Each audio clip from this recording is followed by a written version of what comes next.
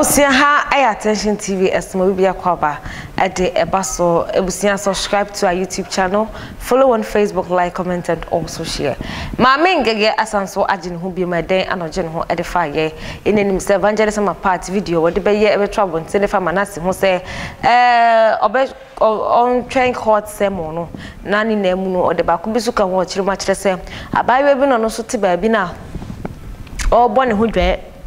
na dey also sebro all kebido ono so on get ready say obaga na memu hase ya ono so ebe court ma court sermon na say on train court sermon na court ana won ko di asem no na no ananam say Maame Ngege enso ba bonten a wode nsem ba ko menu bi ade abade akoto amane evangelism apata we chiri ma kire say ono Ngege no na mo no kra no court sermon ko no achuro bi kra to wode dada enyo no evangelism apart and the first person Otro and this evangelism apart or training pan and went tam taku na oba yanko nyenkuti Maame Ngege emba giant tampenishi what asem mikache ono so what AGRADAA and tampeshie any reverend evangelist apostle doctor and AGRADAA me si giant tampeshi swati agra me si giant tampeshi ena sa wo ba kamera mu a emeka se Holy Ghost en shin tampe emfa bosue ahwehwani wansi wani emegina kamera mu me can't let Ghana for say anointing Holy Ghost about so and shin tampe from Macho Holy Ghost. So what you say na me catch on. Who what you botany? What you botanful? And now buy na because I just also baby him. Every sa ubana because and na botany na what lending it there. Obedru Ghana and also be man natural statement. Hey, Madagana Margaret Thatcher. It is sad that won't true statement. Yano mono, ya true your statement in your no. Ya true your statement. A check da. Et watch it gonna control the and you now better haka say so obedi obi atem social media e mo obi amfra nanado oba ya wo kasa tententi ni wujimi no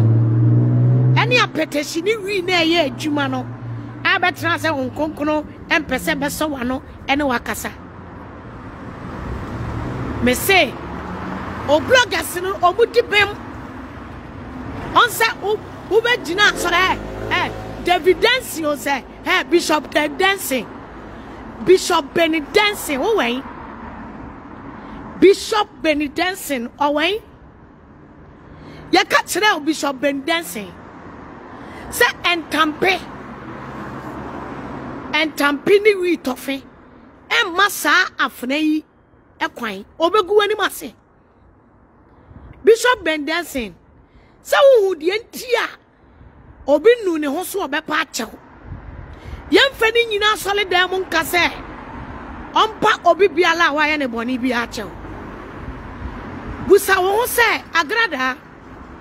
ebra wo be gina awiase ebe gina apply life for solid na abetojia sa wo de wo che a chinchim ne nsa agye no be se mi busa o say wo be gina na ye say no e de tina sa wo videos no o bloggers na share o bloggers na nkasa nim say woni adwen sa kira bonsa ho AGRADAA me say one kasa o bloggers enim sawo woni adwene sakira o bloggers enim sawo ni adwene sakira abonsa wo dimi nsachira da na Yesu aba woni adwene sachira etina wa apology video na etwa mu koye o bloggers nentumi anhye an trendy ba kokora ama wo efisa omuni mu one thing for sure say wo woni adwene sachira anybody fafi abonsa wo utimi nsachira da ni esiew mesi jan tampeshi ne jan kwasi asam keka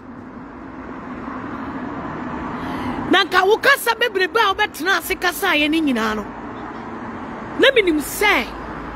e ka utimi aba be ye bold de wo twaso dwe waye wanim se ka me nkobo de ye a enfrema abu aguo o se bankuta o fo wanim kwachia sabon sam tawo a efuda gugatem asia obetra ho be yesana papa bi betwe etuo papa bi twe sekan papa bi twe tuo no yesi twa picture ba ko pe a etuo kuta obi e from wow video eno so timi twa eye me na me to sa challenge we e di ama who two foot rogu Ghana fueni who 2 foot rogu Ghana fueni sa obidi etuo en sekan en nkrante achi aba ufie yesi sha wankasa video na video ye no ne screenshot onipa ba ko na nkrante onipa ba ko na sekan onipa ba ko pa na okuta maba a wode ba wo so odi beku yesi twabra sanka wo giant tampeshia enka baboa wo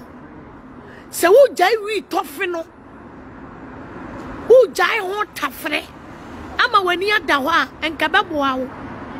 kromfuo koshini wudini sansani kromfuo ba wa woro na pono na dwadua na wa wi ani wodua yesi wote abontin esu so pese Ghana for mo a meboa o pese Ghana for mo a meboa yesi onipa ba ko a abakuta no onipa ba ko a sekan kuta no a sofu bi ene ne nkrofo atwe sekan ne mapa e de aba wo fie se ye bepo ekun screenshot to picture ba ko pe ne post sa wo shentampe na wani so ya ote se de maba kuta obi a ensuo na ekunkum awowo e wo fie no fa bi hohoro wani so na wani so ntewo